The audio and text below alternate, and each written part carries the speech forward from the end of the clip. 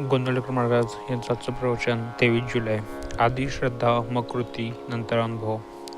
गुरु आज्ञेप्रमाणे वागणाऱ्याला कधीही नड येत नाही.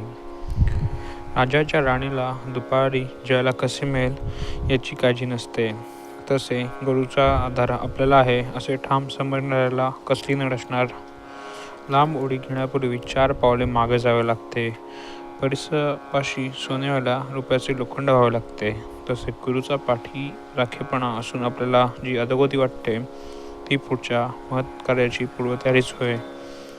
बाप मुलाला हातावर घेऊन पोहायला शिकवत असताना मधून हात काढून घेतो, पण मुलाची खात्री असते की हा आपल्याला बुडू देणार नाही.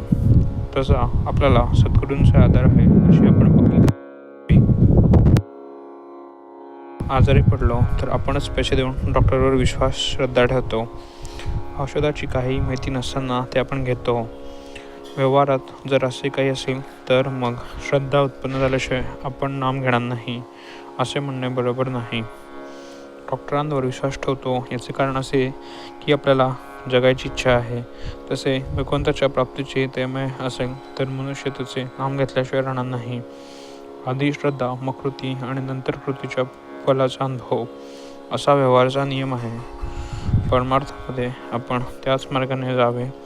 व्यवहारात तुम्ही एकमेकांवर जेवढी निष्ठा ठेवता तेवढी जरी भगवंतावर ठेवली तरी भगवंत तुम्हाला खात्रीने समाधान देईल.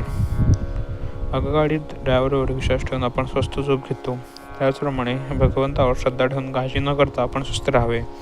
ड्रायव्हरपेक्षा भगवंत नक्की श्रेष्ठ आहे. परमार्थात अंधश्रद्धेची मुळीच गरज नाही, पण तिथे श्रद्धेशिवाय मात्र मुळीच चालायचे नाही. सांगणारा कसाही असला तरी ऐकणाऱ्याची जर खरी श्रद्धा असेल तर त्या श्रद्धेनेच त्याच्या अंगी पात्रता येईल. संतांच्या सांगण्यावरून पूर्ण श्रद्धा ठेवावी अशी श्रद्धा असणे ही फार भाग्याची गोष्ट आहे. खरे म्हणजे अशी श्रद्धा ज्याला लाभली तो लवकर सुखी झाला. आज आपल्यापाशी ती नाही तर निदान आपण स्वतःशी प्रामाणिक बनूया.